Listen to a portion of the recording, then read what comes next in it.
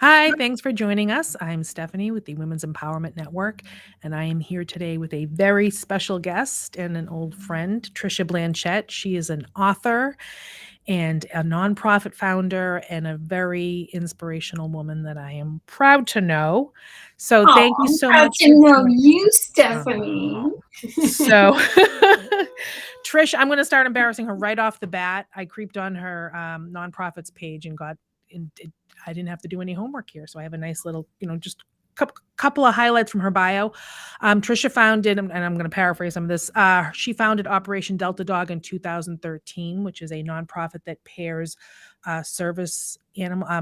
shelter dogs with veterans, and we're going to dive right way into a lot of that stuff because her path there was pretty interesting. I know because I'm a creep, that she was part of the Sandbox, which is one of the entrepreneurial kind of like incubator masterminds that she was a part of, because I remember reading about her in the paper here in Lowell, Massachusetts.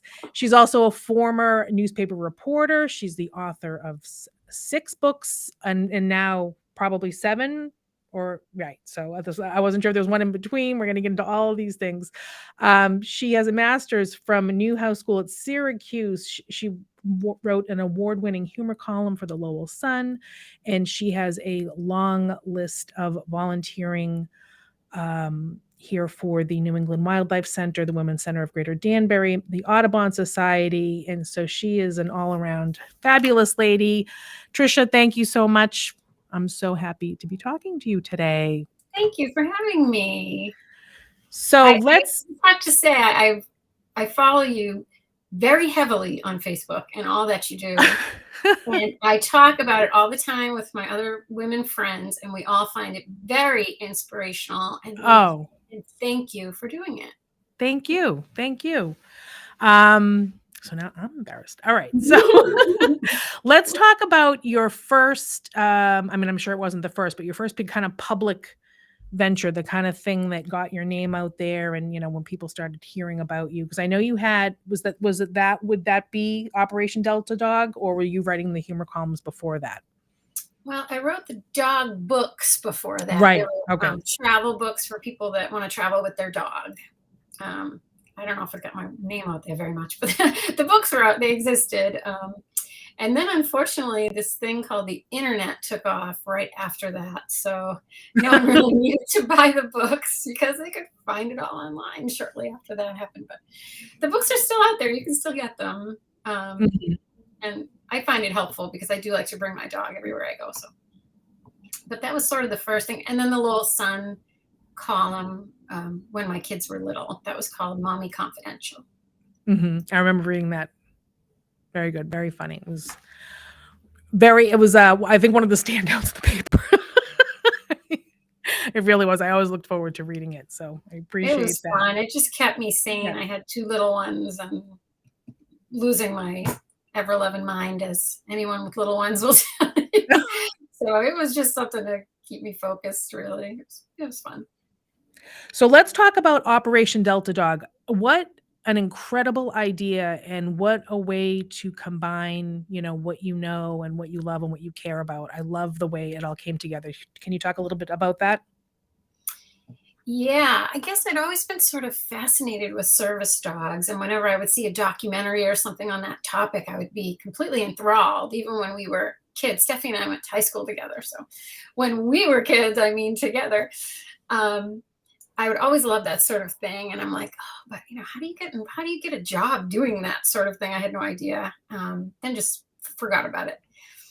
And then in 2012, during that summer, there were a lot of articles, interviews, things like that about veteran suicides because it was through the roof, and people were trying to figure out why all these veterans were committing suicide. And so I started just seeing them over and over again in my Time magazine and in newspapers and things.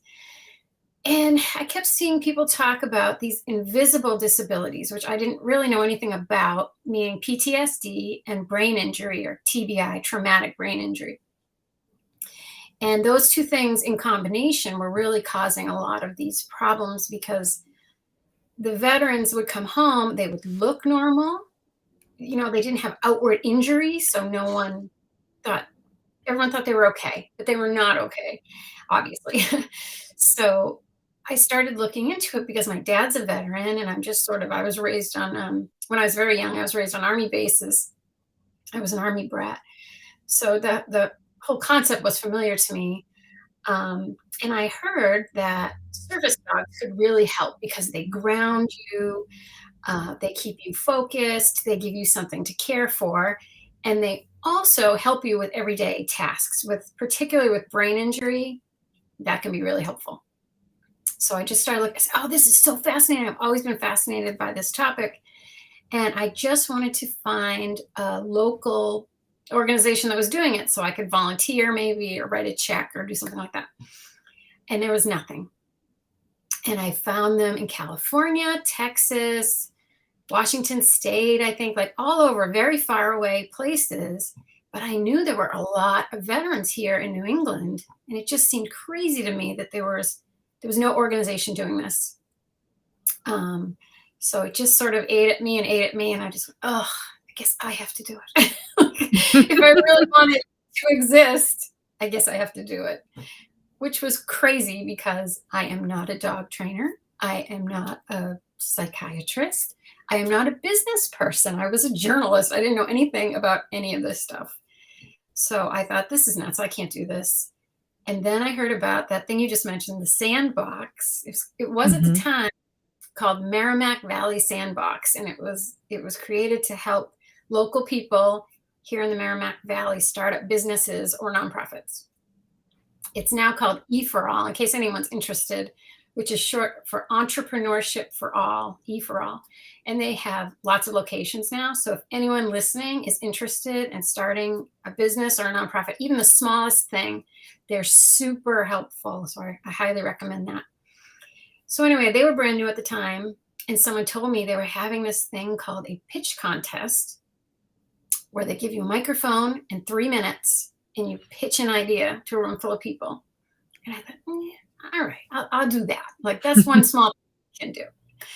And I ended up winning that small contest. And they're like, okay, now you're moving on to the semifinals, and now you're moving on to the finals. And it just kind of kept snowballing. And then the finals was at UMass Lowell Auditorium in front of hundreds and hundreds of people. And I was like terrified.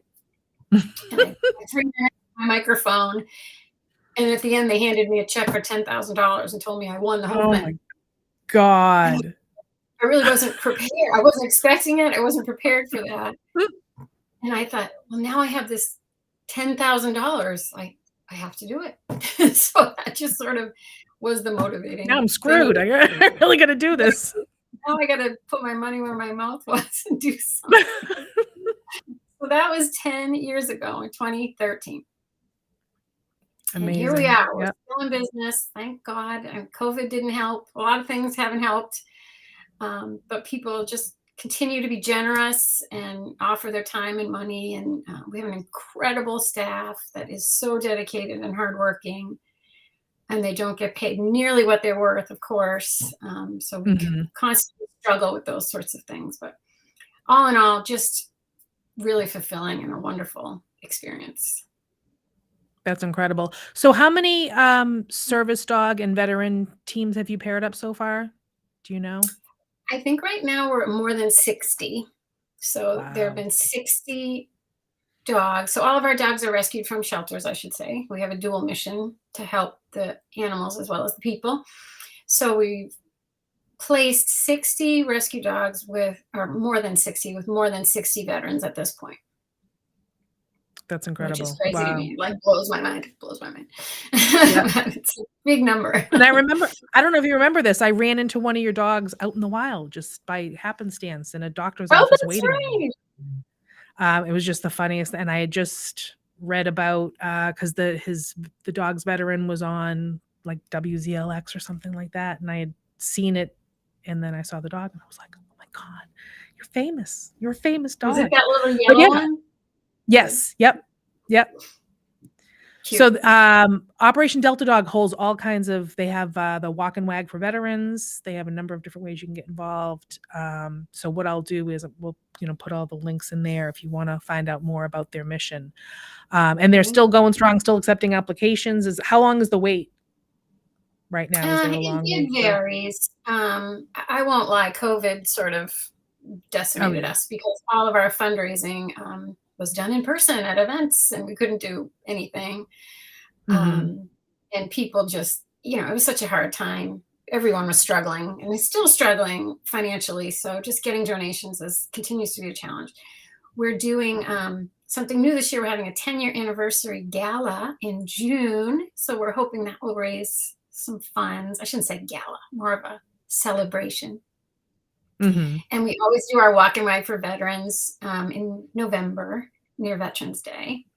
We're also doing a 5K in the spring and some other random, a golf tournament in August, I think. So Oh, nice. between Okay. those things, and then we're always looking for sponsors. So if you know of any businesses, anyone listening knows of any businesses who wants to be a sponsor for any event or just in general, I'm going to throw that pitch out there while I can. Absolutely. Absolutely. Anything else? Any other ways people can get involved and help out?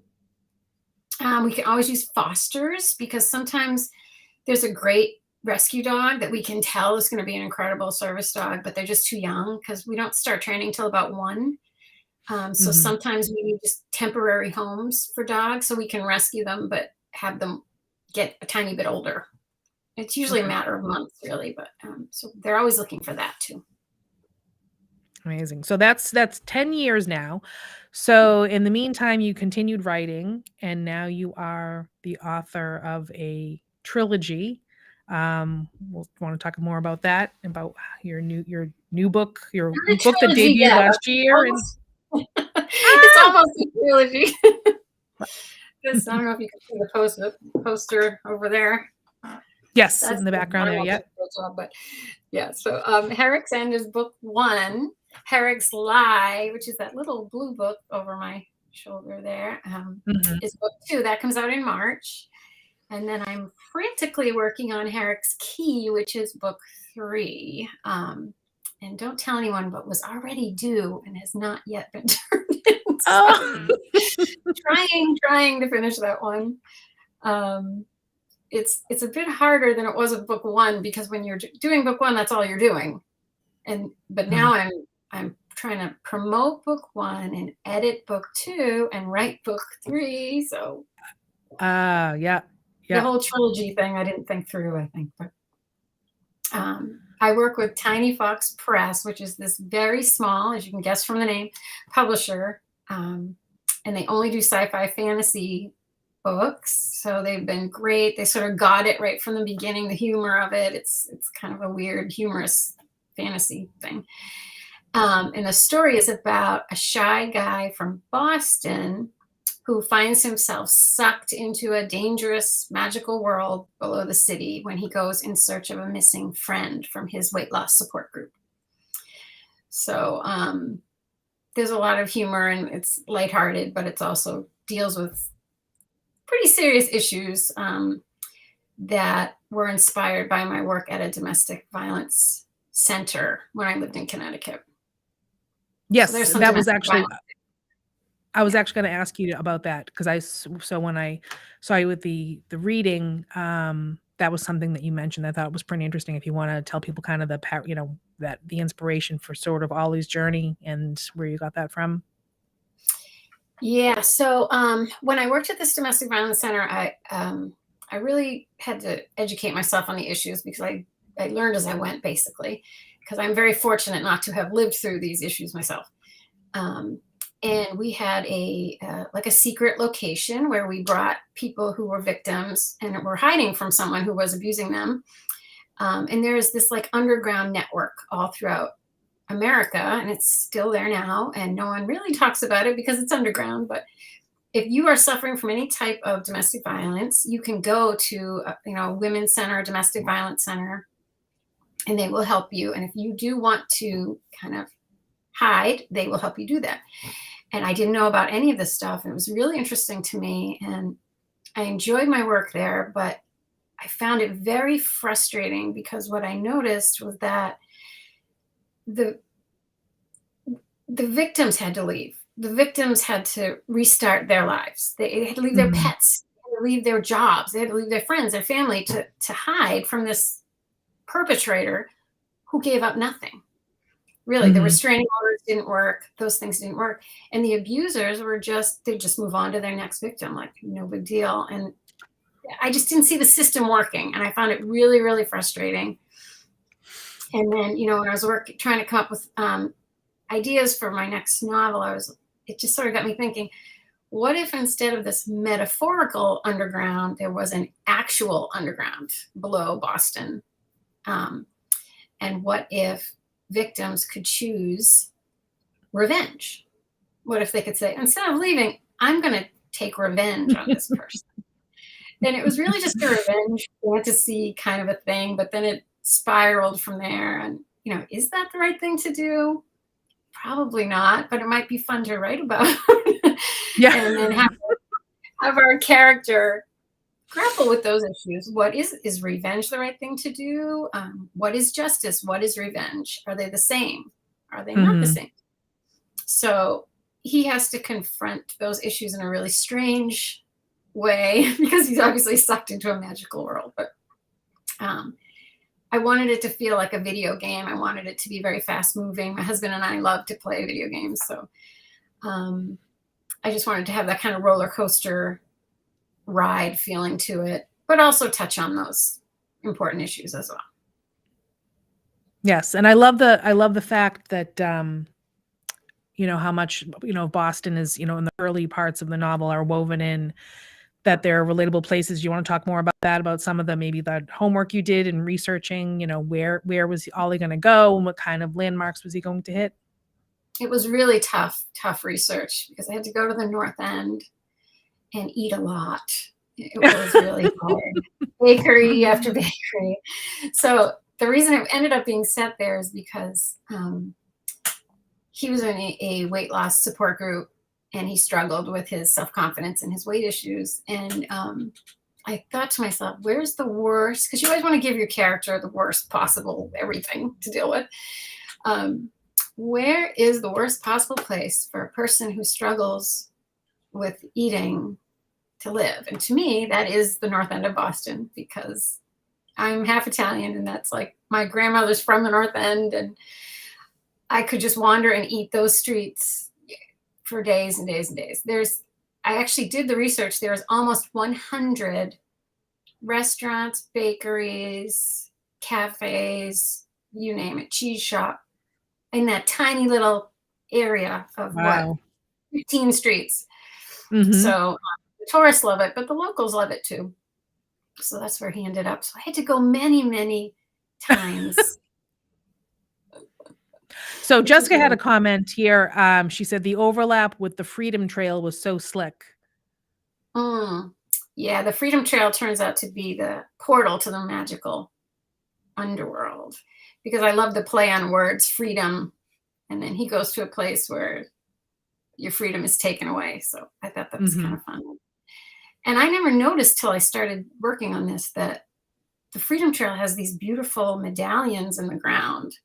So I would just sort of wander and look at all the different medallions and figure out the differences. And it's like right under our feet all this time when you're a local and you don't even see it really. So I just wanted to examine it in a new way.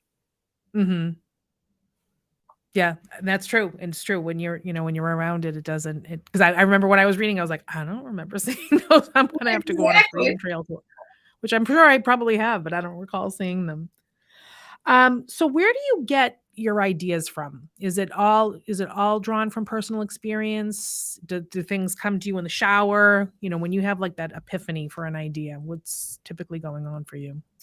Well, I guess it's been 25 something years I've been trying to write books. And in the beginning, I would just, like, I loved Robert Ludlum. I loved spy novels. So I said, oh, I'm going to write spy novels because that's what obviously that didn't work out very well.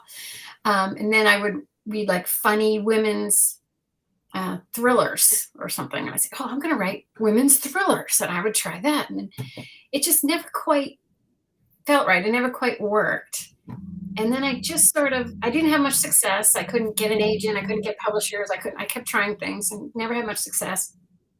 And finally I just said, you know what, screw all that. I'm just going to write what interests me and not try to write what I think I should write or what I think people are.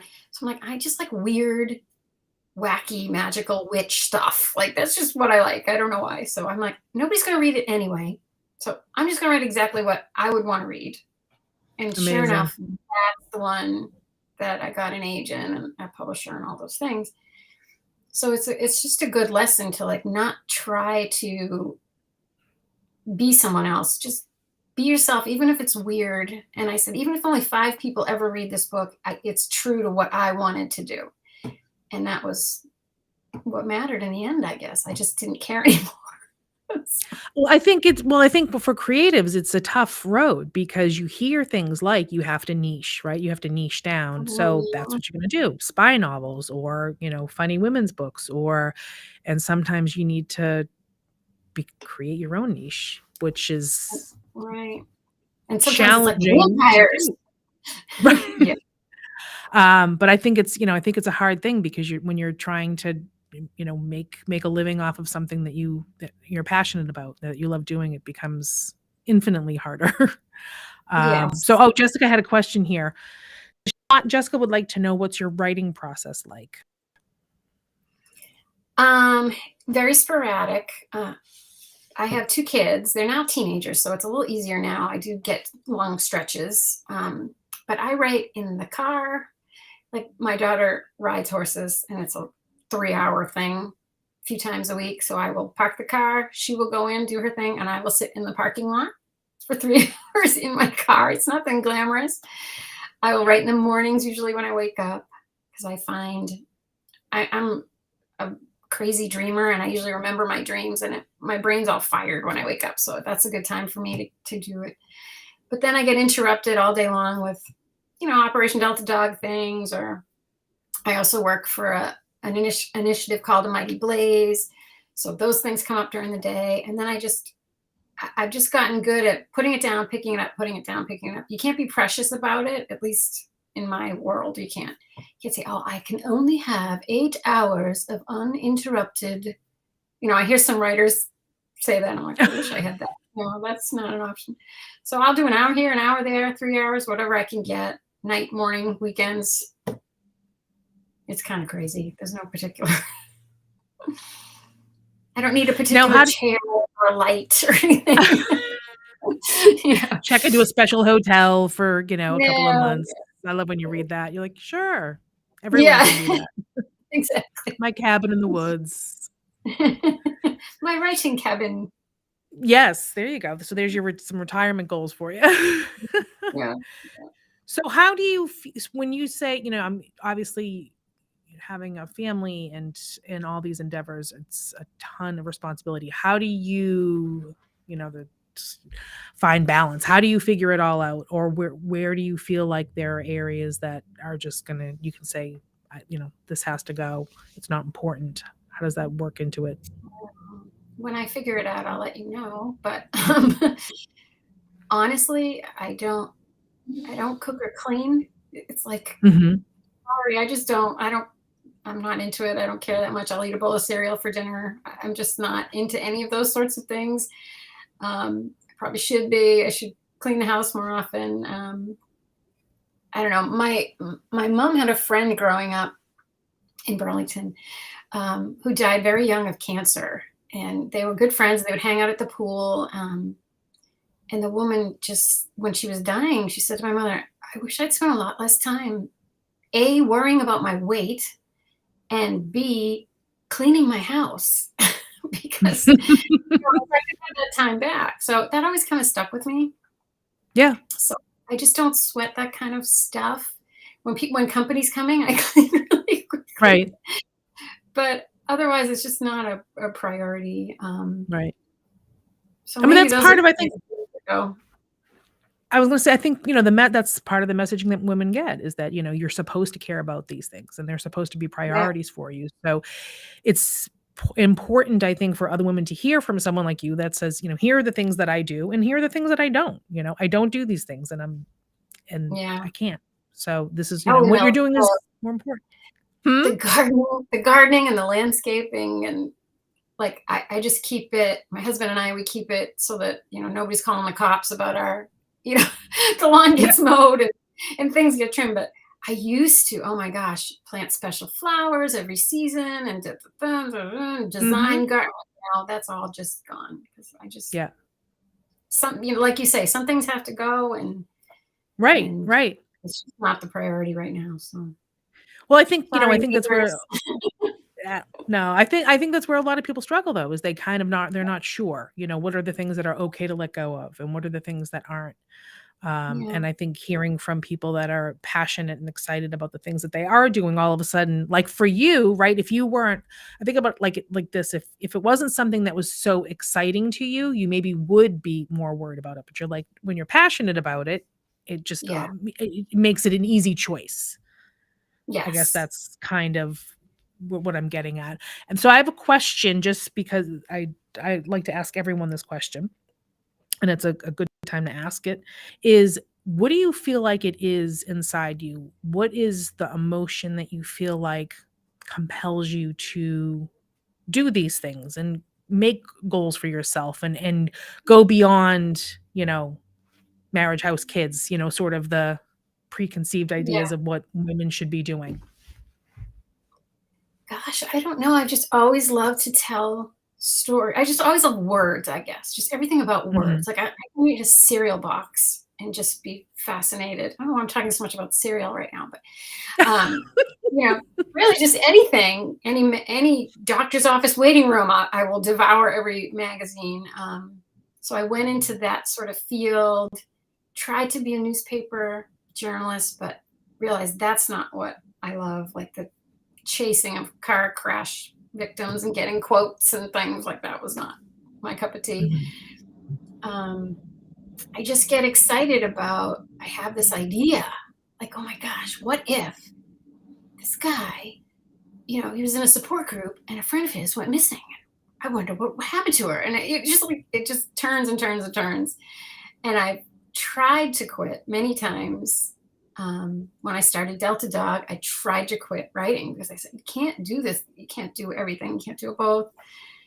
But it wouldn't stop. It just keeps churning. And I just wake up in the morning. I'm so excited, like just to run to the laptop and like, I just want to get this down. I'm just going to get this one thing down.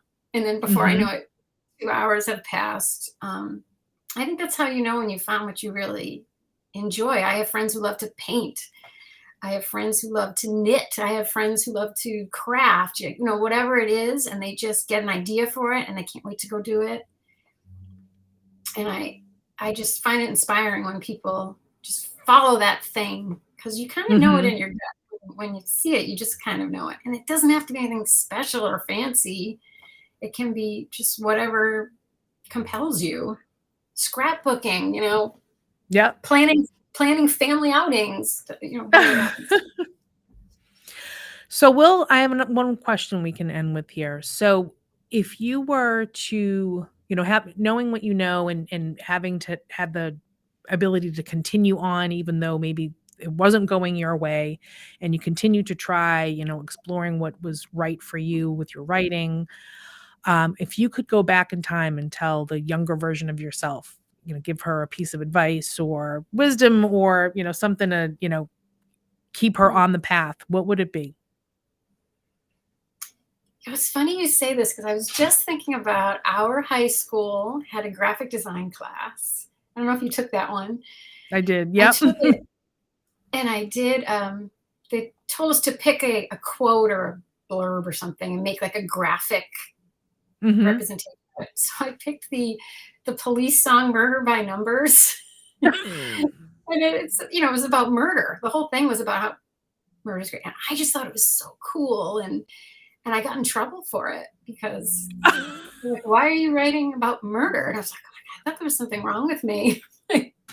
But, Oh my God. when you think about it, murder mysteries, that sort of thing, that's all I was Yeah. really reacting to, but I think they thought I was disturbed at the time. So I was like, "Oh I gosh," wrote and I about kinda thought, I did a Bon Jovi quote, so "Oh, did you?" That's funny. can't I remember wonder if which it one had I'm to be a pretty sure. song lyric. Now that I'm thinking, I who think it knows? did. I Oh, think it did. I think it was song lyrics. so Oh my anyway, God. I I tried did to not kind of know that. clear away that part of myself, like that must be something wrong. Like girls can't be interested in that sort of thing. Girls have to be In interested in these other darkness. sorts, yeah, and darkness and weirdness and Fascinating. um but then obviously that Wow. that passed. But that was kind of an early reaction I got, that I was like, huh, maybe I shouldn't be interested in these sorts of things. Wow. I did I don't not know, expect that. That's I think it's just because we went to high school together that jogged my embracing the shadow, Jessica said. But yeah, I mean, but I love that, I love that. And it's so funny how times change, because nobody would Yeah, bat an eye at something like that now. Um, yeah. goes to show you how sheltered Well, we were. we're old, yeah. Yeah, yeah. On that note, um, oh, Jessica said close to lunchtime, you might be impacting my grocery list with cereal. Talking about cereal. Well, Trisha, this has been a great conversation. I really enjoyed our chat. And after I say goodbye here, I'll end it and you and I can talk for a sec. I appreciate your time with us, and I will put the links in here for anyone that wants to follow Trisha on her journey and on her author's journey, or support Operation Delta Dog, all the ways you can get involved. Trisha, thank you so much for your time today. I really appreciate it. Thanks for having me.